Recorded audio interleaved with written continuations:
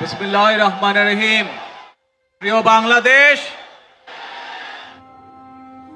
বাংলাদেশের রাজনীতিতে এমন কিছু নাম আছে যেগুলো আলোচনার কেন্দ্রবিন্দুতে থেকেছে দীর্ঘ সময়।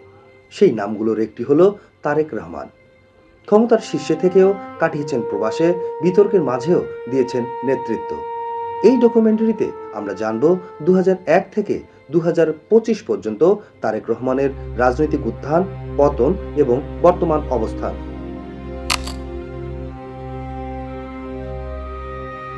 জন্ম 20 নভেম্বর 1965। পিতা শহীদ রাষ্ট্রপতি জিয়াউর রহমান, মাতা সাবেক 3 বারের প্রধানমন্ত্রী বেগম খালেদা জিয়া। এবং তার দল বাংলাদেশ জাতীয়তাবাদী দল বিএনপি। 2001 সালে বিএনপি নেতৃত্বাধীন 4 দলীয় জোট ক্ষমতায় আসে। তারেক রহমান সরাসরি কোনো সরকারি পদে ছিলেন না, কিন্তু তিনি পরিচিত হয়ে ওঠেন নীতি নির্ধারণে প্রভাবশালী, দলীয় সংগঠনে শক্তিশালী নিয়ন্ত্রক আর ক্ষমতার নেপথ্য নায়ক।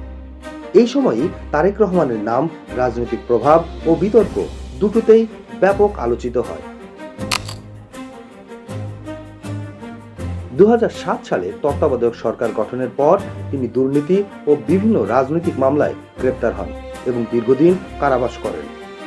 পরবর্তীতে শারীরিক অবস্থার কারণে 2008 সালে চিকিৎসার জন্য লন্ডনে গমন করেন। আর ঠিক এই সময় থেকেই প্রতিভাবান এই রাজনৈতিক নেতার জীবনে শুরু হয় প্রবাস অধ্যায়। লন্ডনে অবস্থানরত অবস্থায় আওয়ামী সরকার তাকে একাধিক মামলায় দণ্ডিত করেন, ফলে তার আর দেশে ফেরা সম্ভব হয়ে ওঠে না। তবুও এত কিছুর পরও দলীয় বৈঠক, ভার্চুয়াল বক্তব্য, রাজনৈতিক দিক নির্দেশনা তার অব্যাহত থাকে। 2014 সালে আওয়ামী সরকার তাদের প্রহসনমূলক নির্বাচনের মাধ্যমে আবারও ক্ষমতায় আসলে বিএনপি রাজনৈতিকভাবে চাপে পড়ে। অসংখ্য নেতাকর্মীর গ্রেপ্তার, এমনকি বেগম জিয়াকে নানানভাবে রাজনৈতিক চাপে ফেলার কারণে তারেক রহমান ধীরে ধীরে হয়ে ওঠেন দলের মূল সিদ্ধান্তদাতা। প্রবাসে থেকেও তিনি দলের নিয়ন্ত্রণ ধরে রাখেন শক্ত হাতে।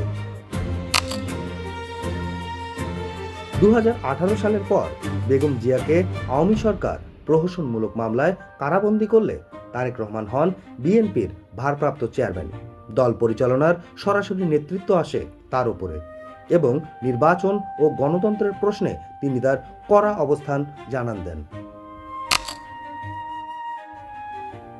তারেক রহমান বিএনপির ভারপ্রাপ্ত চেয়ারম্যান হওয়ার পর থেকেই তিনি ভার্চুয়ালি বিভিন্ন রাজনৈতিক বক্তব্য দেন, যেমন আওয়ামী প্রহসনমূলক নির্বাচনে অনাস্থা প্রকাশ, সরকার বিরোধী বড় আন্দোলনের ডাক, তরুণ নেতৃত্বকে সামনে আসার বার্তা, আন্তর্জাতিক মহলে গণতন্ত্রের ইস্যু তুলে ধরা এবং সর্বশেষ এক দফা দাবির ভিত্তি রচনা করা। 2001 থেকে 2025 এই সময়টাই প্রমাণ করে তারেক রহমান শুধু একজন ব্যক্তি নন, তিনি একটি রাজনৈতিক অধ্যায়। আজ 25 ডিসেম্বর 2025। দীর্ঘ 17 বছরের প্রবাস জীবনের ইতি টেনে মা, মাটি ও মানুষের পাশে এসে দাঁড়ালেন এই মহান নেতা। আর এর মধ্য দিয়েই জাতির স্বপ্ন দেখছে এক নতুন বাংলাদেশে, যেখানে থাকবে না কোনো ক্ষুধা, দারিদ্র্য ও দুর্নীতি। তাই লাখো কণ্ঠে আজ আমরা একসাথে বলতে চাই, বাংলাদেশ জিন্দাবাদ, বাংলাদেশ চিরজীবী হোক।